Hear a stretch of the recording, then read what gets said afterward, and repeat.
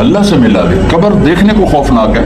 اگر اللہ راضی ہے، جب کبھی قبر سے ڈر لگتا ہے، بہت ہی لگتا ہے، تو خیال آتا ہے اگر اللہ راضی ہے پھر تو مسئلہ ہی کوئی نہیں ہے، چونکہ اللہ نے اپنے محبوب کو بھی قبر میں اتارا.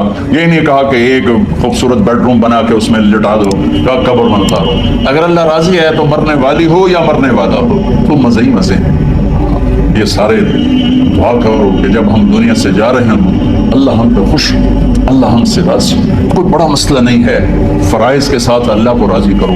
مولانا طارق جمیل صاحب کے مزید بیانات سننے کے لیے ہمارے چینل اسلامک اسپیچ کو سبسکرائب کیجیے. جیسے بلال حبشی رضی اللہ عنہ کو موت نے جھٹکا دیا تو کہنے لگے واہ واہ واہ واہ. ان کی بیوی نے کہا کس بات پہ واہ واہ کر رہے ہو، تیرا سا نکلتا پیا. کہا غدن نلقل احبا محمدن و حزبا. اب تو میرے نبی کی ملاقات کا وقت آ رہا ہے، صحابہ کی ملاقات کا وقت آ رہا ہے. ایک ڈاکٹر کسی کمپنی سے بینیفٹ لے کر اس کی دوا لکھتا ہے جو کہ مریض کی ضرورت بھی نہیں، تو یہ بہت بڑا دھوکہ ہے. یہ اس کی جان سے کھیل رہا ہے چند پیسوں کی خاطر. چند دن کی زندگی ہے. الدنیا ثلاثۃ ایام، حدیث پاک. دنیا 3 دن ہے. یوم امس مضی ما بیدک منہ شیء. ایک دن گزر گیا کبھی واپس نہیں آئے. یوم غد، ایک کل آنے والی ہے. فلا تدرکہ فلا تدری تدرکہ ام لا. اس کا تجھے پتہ نہیں کہ تو دیکھے گا کہ نہیں دیکھے گا. یوم انت فیہ، یہ ایک دن تیری زندگی ہے. فاغتنمہ، اس کو غنیمت بنا لے. موت ہمارے لیے پیغام بن جائے، خوشی کا، راحت کا تحفہ بن جائے. جیسے بلال حبشی رضی اللہ عنہ کو موت نے جھٹکا دیا تو کہنے لگے واہ واہ واہ واہ. ان کی بیوی نے کہا کس بات پہ واہ واہ کر رہے ہو، تیرا سا نکلتا پیا. کہا غدن نلقل احبا محمدن و حزبا. اب تو میرے نبی کی ملاقات کا وقت آ رہا ہے، صحابہ کی ملاقات کا وقت آ رہا ہے. تو میرے عزیزو، ایسی زندگی کہ جس سے آپ موت کے وقت شرمندہ نہ ہوں وہ ہے محمد الرسول اللہ. میرے نبی کی پاکیزہ زندگی، میرے نبی کی پاکیزہ زندگی. آپ نے کسی نبی نے طب نہیں بتائی، ہمارے نبی نے طب بتائی ہے. طب نبوی پر علامہ ذہبی کی اور ابن القیم کی ایسی بہترین کتابیں ہیں. میں نے ایک دفعہ ایک ڈاکٹر کو وہ غذائی چارٹ سنایا. نشتر کالج کے پرنسپل ہو کے فوت ہوئے، اتنے بڑے تھے وہ بھی. کہنے لگے جو اس چارٹ پہ چلے گا بس وہ مرے گا، بیمار نہیں ہوگا، بیمار نہیں ہوگا. میرے نبی کا علم چیلنج نہیں ہو سکتا. آپ کی میڈیکل تو ہر سال چیلنج ہو جاتی.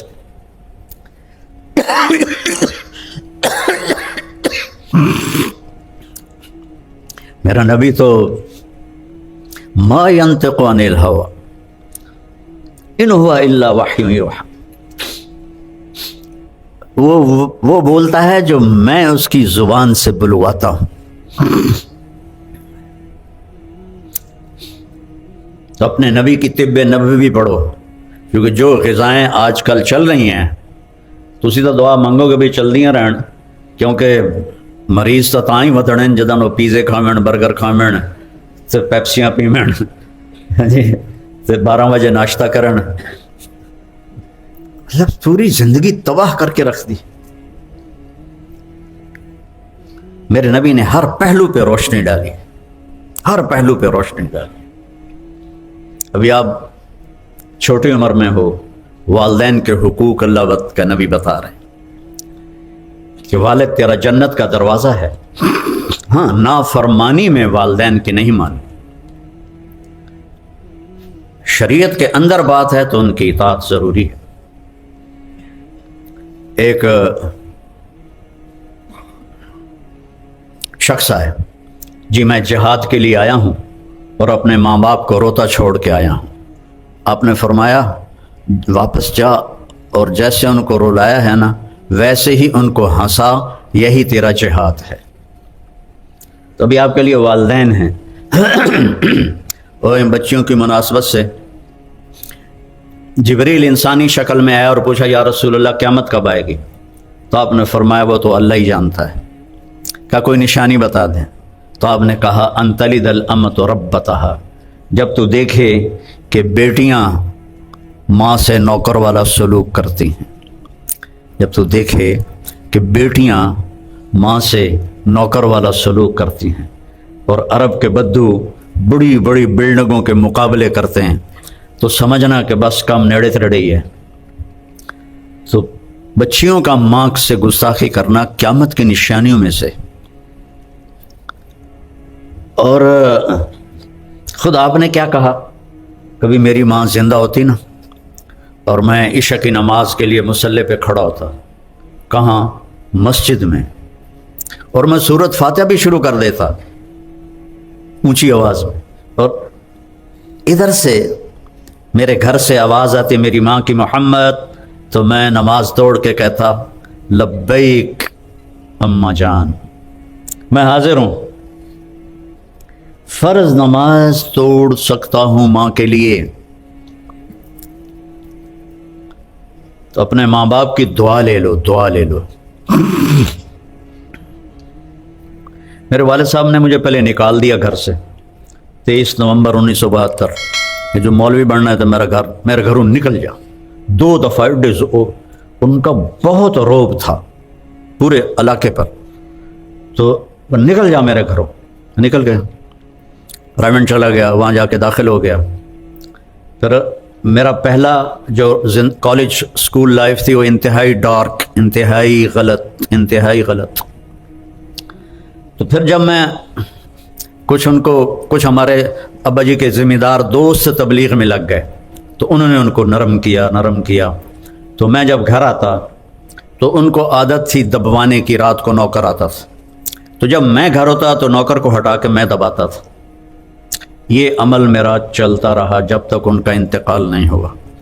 تو زندگی کے آخری ایام میں خدمت سے نا آپ دل خرید سکتے ہو، پیسے سے نہیں، خدمت سے خرید سکتے، محبت سے، خدمت سے۔ یقین محکم، عمل پہ ہم، محبت، یہ 3 کام کرو تو فاتح عالم، پوری دنیا فتح کر لو۔ تو پھر وہ مجھے فرماتے پتر میری آنکھیاں تو نہیں ویکھنا پر ویکھی ہیگدیں تین اللہ بہوں عزت دس۔ یہ جملہ اتنی دفعہ میرے باپ نے دہرایا کہ جب بھی ایسے منظر میرے سامنے آتے ہیں تو مجھے اپنے باپ کی دعا یاد آتی ہے کہ پتر میری آنکھیاں تو نہیں ویکھنا پر ہیگدیں ویکھی اللہ تینوں بہوں عزت دس۔ 1988 میں ان کا انتقال ہوا، تو اس وقت تھوڑا تھوڑا میرا نام آنا شروع ہوا تھا۔ تو والدین کی دعا لو، والدین سے کہتا ہوں اولاد کو ٹائم دو، خاص طور پر جو ڈاکٹر اور لیڈی ڈاکٹرز ہیں، یہ پہلے کالج میں آتی ہیں پھر کلینک جاتے ہیں، تو ان میں اور بچوں میں گیپ آ جاتا ہے بہت بڑا۔ تو صرف ان کو روٹی کھلانا، ان کو کپڑے لے کے دینا، ان کو اسکول بھیجنا، اس سے محبت نہیں پیدا ہوتی جب تک آپ ان کو ٹائم نہیں دیں گے، ان کے ساتھ بیٹھیں گے نہیں۔ اور یہ جو موبائل ہے اس کو آپ بند کر کے نہیں بیٹھیں گے تو آپ کا تعلق مضبوط نہیں ہوگا اولاد کے ساتھ۔ میرے بچے یہاں ایک اسکول میں پڑھتے تھے، تو ان کے پرنسپل سے میں کبھی کبھی ملنے جاتا تھا، تو کہنے لگے جی یہاں فیصل آباد کے 2 مشہور لیڈی ڈاکٹر اور ڈاکٹر ہیں میاں بیوی، وہ میرے پاس آئے کہ ہمارے بچے 3 دن سے کھانا نہیں کھا رہے گھر میں، اور بتاتے بھی کچھ نہیں۔ تو ہم بڑے پریشان ہیں، آپ ان کو بلا کے پوچھیں یہ کیوں نہیں کھانا کیوں نہیں کھا رہے؟ تو انہوں نے ان کو بلا لیا۔ جب ان سے پوچھا تو کہنے لگے ہم اپنے ماں باپ کے سامنے نہیں بتائیں گے، آپ ان کو باہر بھیجیں۔ تو انہوں نے ان کو باہر بٹھا دیا، تو کہنے لگے اچھا اب بتاؤ۔ کہا جی صبح جب ہم ناشتہ کرتے ہیں تو ہمارے ماں باپ سوئے ہوتے ہیں، ہمیں نوکر ناشتہ کراتے ہیں۔ دوپہر جب ہم آتے ہیں تو ہمارے ماں باپ کالج ہوتے ہیں تو ہمیں نوکر ناشتہ کھانا کھلاتے ہیں۔ رات کو جب ہم کھانا کھاتے ہیں تو ہمارے ماں باپ کلینک میں ہوتے ہیں تو ہمیں نوکر کھانا کھلاتے ہیں۔ ہمیں پورا ہفتہ ان کی شکل دیکھنے کو نہیں ملتی۔ تو ہم نے کہا یہ کیسے ماں باپ ہیں جن کے پاس اولاد کے لیے بھی ٹائم کوئی نہیں ہے۔ تو ہم نے احتجاج کیا ہے، اسٹرائک کی ہے کہ ہم نے کھانا نہیں کھانا۔ تو ایسی ڈاکٹری نہ کریں کہ جس سے آپ کی نسل برباد ہو جائے۔ آپ کی نسل پہ اگر زد پڑے گی تو کیا کمایا؟ سب کچھ لوٹا کے ہوش میں آئے تو کیا کیا؟ میرے نبی سے بڑھ کر کوئی مصروف کائنات میں نہ پیدا ہوگا نہ ہوا ہے کہ جن پر 7 بر اعظم کے انسانوں کی ذمہ داری ہو اور قیامت تک کے آنے والے انسانوں کا بوجھ جن کے سر پر ہو، روزانہ اپنے حسن حسین کے لیے ٹائم نکالتے تھے، ان کے ساتھ کھیلتے تھے، ان کے لیے گھوڑا بن جاتے اور دونوں کو کمر پہ بٹھا کے کمرے میں چکر لگاتے تھے، پھر ان دونوں کو اتار دیتے تھے اور حضرت زینب کو بٹھاتے تھے اور ان کو اللہ اکبر ان کو چکر لگواتے تھے۔ مجھے بتاؤ ان سے بڑی ہستی کوئی ہو سکتی؟ اور وہ اس طرح فری ہو کے ٹائم دے رہے ہیں۔ 7 سال حضرت امام حسن علیہ السلام کی عمر تھی جب آپ کا انتقال ہوا۔ 7 سال میں 7 نصیحتیں مشکل سے ہیں، وہ اپنا اندر دیتے تھے تو کہے بغیر چیزیں شفٹ ہو جاتی تھیں۔ جنت کی سرداری نبی کے نواسے ہونے کی وجہ سے نہیں ملی اور فاطمہ کے جگر گوشہ ہونے کی وجہ سے نہیں ملی، ان کی اپنی صفات کی وجہ سے ملی۔ سیدہ شباب اہل الجنت الحسن والحسین،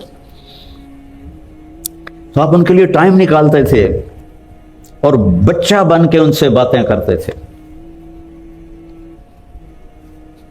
اپنی بیوی 9 بیویاں تھیں، یہ شادیاں آپ نے صرف زندگی سمجھانے کے لیے کیں، ورنہ ساری جوانی تو ایک بیوہ کے ساتھ جو 2 دفعہ بیوہ ہوئی اور 15 برس بڑی، یہ سارے بچے بیٹھے ہیں، ان کا ابا کہے کہ تیری شادی کرنی ہے، تیرے کو 15 سال بڑی، انشاءاللہ اگلے دن ایک کراچی پہنچے ہوئے۔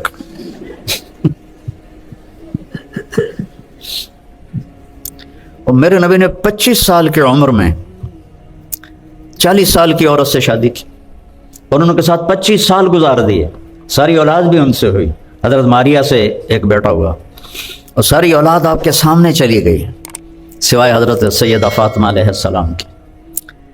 تو آپ نے فرمایا ما تزوجت وما زوجت الا بوحی من السماء، میں نے جہاں بیٹی کی شادی کی، جہاں اپنی شادی کی، آسمان سے وحی آئی پھر میں نے شادی کی۔ تو وہ تھی ہمیں زندگی سمجھانے کے لیے، ہر قسم کی عورت سے نباہ کر کے آپ نے گھر چلا کے دکھایا، فاقوں کے ساتھ گھر چلا کے دکھایا۔ کیا وہ اخلاق تھے آپ کے؟ اظہار محبت، خاوندوں سے کہتا ہوں، بیویوں سے کہتا ہوں، ایک دوسرے سے محبت کا اظہار کرو، یہ میرے نبی کی سنت ہے۔ اولاد سے اظہار محبت کرو، اولاد کو عزت بھی دو، محبت بھی دو اور اظہار بھی کرو، ورنہ تعلق مضبوط نہیں ہوگا۔ سیدہ فاطمہ جب آتی تھی ہمارے نبی کے گھر تو وال ٹو وال تھے، یہ تو نہیں کہ کسی وہ دوسرے محلے میں رہتی تھی، دیوار سے دیوار ملی ہوئی تھی۔ جب حضرت فاطمہ آتی تو آپ ایسے کھڑے ہو جاتے،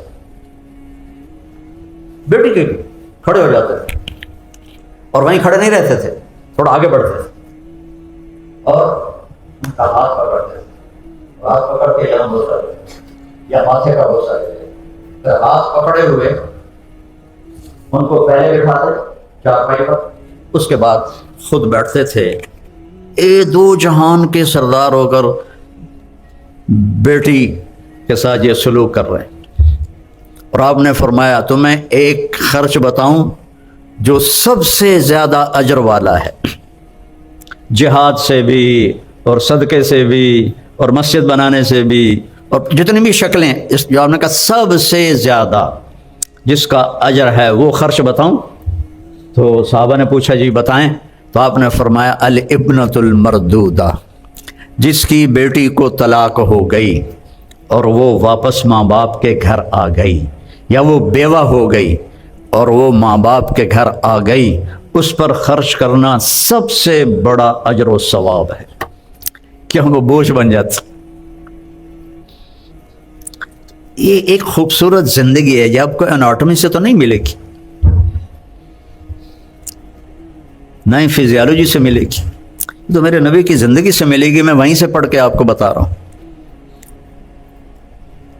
اور ایک بات پلے باندھ لیں، آپ اس زبان کو قابو کر لیں۔ میرے نبی نے حضرت معاذ بن جبل سے فرمایا معاذ تمہیں شریعت کا خلاصہ بتاؤں؟ شریعت کا خلاصہ؟ کہا جی کیا ہے؟ تو سارے بچے مجھے دیکھنا، آپ نے ایسے کیا، اور یہ کینچی بنائی اور اس کو جیسے کاٹتے ہیں نا ایسے کاٹا، اور پھر فرمایا کف لسانک، اس پہ قابو رکھنا۔ یہ جو تصویر بنائی ہے یہ تو بچوں کے لیے ہوتی ہے، بچوں کی کتابوں میں تصویریں ہوتی ہیں، بڑوں کی کتابوں میں نہیں ہوتی۔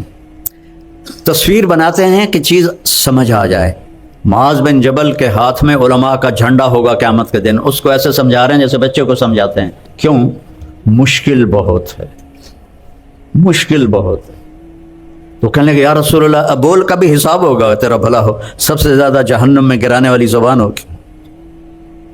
اپنے گھروں سے، اپنی محفلوں سے غیبت ختم کر دو، اوروں کی برائی ختم کر دو، جھوٹ بولنا ختم کر دو، گالی دینا ختم کر دو، اپنی اولاد کو تانے کبھی نہ دینا ورنہ ہمیشہ کے لیے دور ہو جائیں گے۔ طنز نہ کرنا، تانے نہ دینا، مقابلہ نہ کرنا، تیرے بھائی نے اتنے نمبر لیے تو نے اتنے اس سے کم لیے، کہ تو نے کیا کیا ہے۔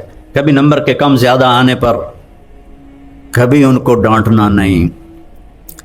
یہ میں ادریس صاحب سے معذرت کے ساتھ، یہاں جتنے بڑے بڑے گروپ ہیں ان کے ماں باپ ان پڑھ تھے، ان ان پڑھوں نے اتنے بڑے گروپ کھڑے کر دیا، اور سارے بڑے بڑے ایم ایس سی اور پی ایچ ڈی ان کے نوکر ملازم۔ تو تمہارے اے کیوں نہیں آئے، تمہارا بی کیوں آ گیا، تمہارا سی کیوں آ گیا، ساڑھے واری دا سی بی ہوندہ ہی نہ آئی، 33 نمبر آئے تھا، سا اپنی تاڑی مار دیا سے پاس ہو گئے۔ اور چونکہ پڑھنے کا شوق ہی نہیں تھا، شوق تھا شوبز کا، تو اس لیے ماں باپ کے ڈنڈے کی وجہ سے پڑھتا رہتا تھا۔ اور وہ سارا سال بس وہ آوارگی تھی، اور آخر مسلمان تو تھا، جب پیپر آتے تو نماز شروع کر دیتا۔ اور پھر اب سارے لڑکے سارا سال پڑھتے تھے، میں سارا سال فلمی رسالے پڑھتا تھا، مجھے آج بھی یاد ہیں کم وقت سارے کے سارے۔ تو جب وہ مثلاً کیمسٹری کا پیپر ہے نا، تو میں یہ کتاب ہاتھ میں، یا اللہ کچھ نہیں پڑھیا سارا سال، مہربانی کر کل جڑا پیپر آمنا ہے نا سوال مینو اتنا ہی وکھا دے، بسم اللہ۔ میں کہتا بسم اللہ، ایسے کھولا، 10-15 صفحے ادھر پڑھے، 10-15 ادھر پڑھے۔ اللہ نے حافظہ اچھا دیا تھا، مجھے رٹا نہیں لگانا پڑتا تھا۔ پھر کتاب بند کی، یا اللہ کچھ نہیں ہومدا، عزت رکھ لے، پیو بڑا مرے سی، تو کل جڑا سوال آنا ہے میں نے اتنے وکھا دے، بسم اللہ۔ سارے ایف ایس سی تک میں بسم اللہ سے پاس ہوتا رہا۔ لیکن تم نہ یہ کرنا، تمہارا تو کمپٹیشن ہی بہت ہو گیا۔ مجھے تو صرف پاس ہونے کا شوق ہوتا تھا، آگے اور کوئی شوق نہیں ہوتا تھا۔ تو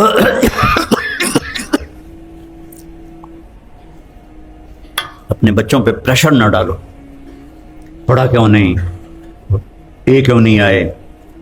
یہاں نصیب لکھا ہوتا ہے، یہاں ڈگریوں پہ نہیں۔ ہاں نیک بنے، بس یہ ٹارگٹ بناؤ، بیٹا یا بیٹی نیک بنے، اور آگے ان کے گھرانے نیک بنے، بس یہ سب سے بڑی دعا ہے۔ نہ آپ ان کا رزق بنا سکتے ہو، نہ ان کا مقدر بنا سکتے ہو۔ ان کو محبت دو، ان کی غلطیوں پر فوری مت ٹوکو۔ آپس میں بھی بہن بھائی ایک دوسرے کو مت ٹوکو، محبت کم ہو جاتی۔ یہ بہت زہریلی چیز ہے، میرے رب کی قسم، پوری دنیا کا سمندر کا پانی اکٹھا کروں تو اس کی کڑواہٹ کم ہے اور اس کی کڑواہٹ زیادہ ہے۔ پوری دنیا کے شہد کے ذخیرے اکٹھے کروں تو ان کی مٹھاس کم ہے اور اس کی مٹھاس زیادہ ہے۔ میٹھے بول میں جادو ہے۔ ہماری ایک دھوبن تھی ماسی شریفہ، تو وہ آئی، چھوٹے سے قد کی تھی، بڑی موٹی، آئی میری بڑی بہن کے پاس، بی بی اے میری نوواں میرے نال بڑا لڑدیاں، 5 بہویں تھیں اس کی، میں نے کوئی تویز دے ساریاں میریاں نوکر بن جاؤں۔ ہر ساس کی تمنا ہوتی ہے کہ بہو میری نوکر بن جائے، ہر بہو کی تمنا ہوتی ہے کہ ساس میرے تھلے لگ جائے۔ اور اگر آپس میں محبت ہو تو یہ رشتہ بہت خوبصورت۔ میں نے اپنی بیٹیوں کی شادی کر دی، کسی کی بیٹی کو میں لے کر آیا، اب میں اسے اپنی بیٹی بنا لوں تو کتنا اچھا رشتہ ہے یہ۔ اور بچی کے ماں باپ اس سے چلے گئے تو خامند کے ماں باپ مل گئے، وہ ان کو ماں باپ بنا لیں، وہ انہیں بیٹی بنا لیں، تو بہت اچھا رشتہ ہے۔ لیکن تقابل اور شریعت اور سیرت نہ جاننے کی وجہ سے لڑائیاں۔ اب میری بہن کو پتہ تھا لڑدی تو ماشاءاللہ آپ ہے، اور میں نے پہلے ہی بتایا کہ عاملوں کا تو کتنا بڑا درجہ ہے ہمارے ملک میں۔ میری بہن نے کاغذ لیا، ادھر پٹھی سیدھی لکیراں لا کے انہوں آئین دورہ کیتا، تو پھر آخیا ماسی شریفہ اے تویز ہے بڑا زبردست، تیری جسلے لڑائی شروع ہوئے تو ایتھے رکھ لینا ہے، چک مار کے بہ جانا۔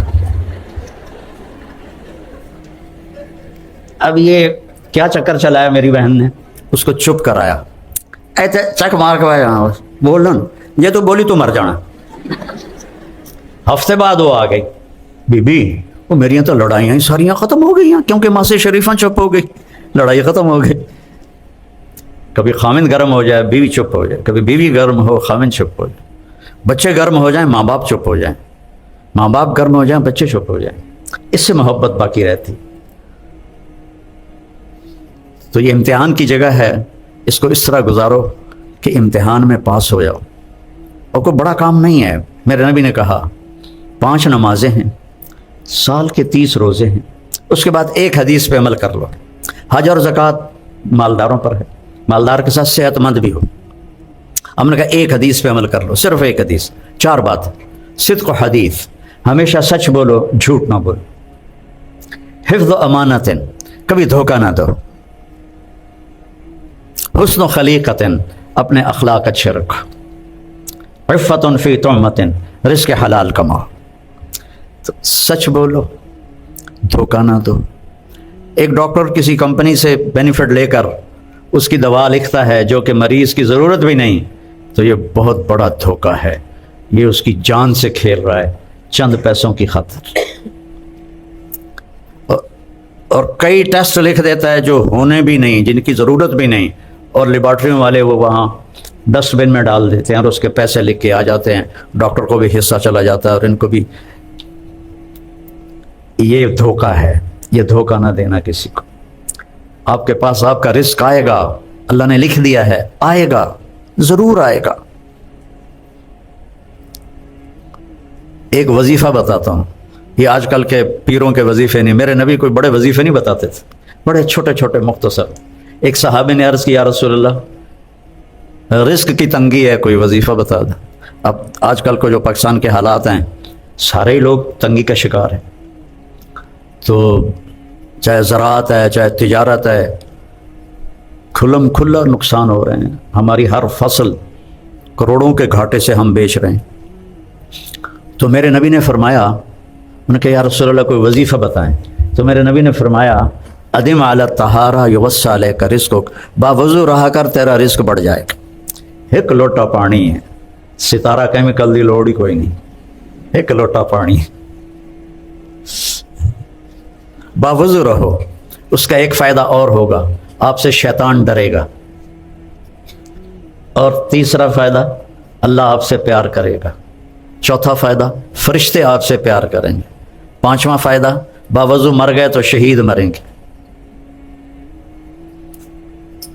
تو اتنی چیزیں اس وضو کے ساتھ جڑی ہوئی ہیں، تو پھر نماز پڑھنے کو بھی دی چاہے گا۔ صرف وضو کے کرنے کی سستی سے بچے نماز چھوڑ دیتے ہیں۔ باوضو رہا کرو، اللہ رزق بڑھائے گا، اور موقع ملے تبلیغ میں تھوڑا ٹائم لگایا کرو، اس سے آپ کو سیکھنے کو ملے گا۔ قرآن کی تلاوت کرو، اپنے نبی کی زندگی پڑھو، بار بار پڑھو، اپنے نبی کی بیگمات کی زندگی آپ سب بچیاں پڑھو، وہ کیسی عورتیں تھیں جن کے بارے میں اللہ نے وہ کہہ دیا جو کبھی نہیں کہا کہ لا یحل لک النساء من بعد۔ میرے نبی یہ جو 9 آپ کی بیویاں ہیں، ان کے اوپر آپ کوئی شادی نہیں کر سکتے۔ ولا ان تبدل بہن من ازواج، اور نہ ہی آپ کسی کو طلاق دے سکتے ہیں، یہ آپ کی دنیا اور جنت میں بیویاں ہیں۔ نہ بڑا ان کو اعزاز ملا۔ تو ان کی زندگی پڑھو تاکہ آپ کے سامنے کوئی نمونہ تو ہو کہ کرنا کیا ہے۔ تو سارے بھائی نیت کرتے ہو نا بچے بچیاں، ایک نماز نہیں چھوڑنی، ایک جھوٹ نہیں بولنا، ایک دھوکہ نہیں دینا، ایک گالی گلوچ نہیں کرنی، غیبت جھوٹ نہیں بولنا، اور رزق حلال کمانا ہے۔ اللہ آپ کو ڈاکٹر بنائے، آپ کام کرو۔ میں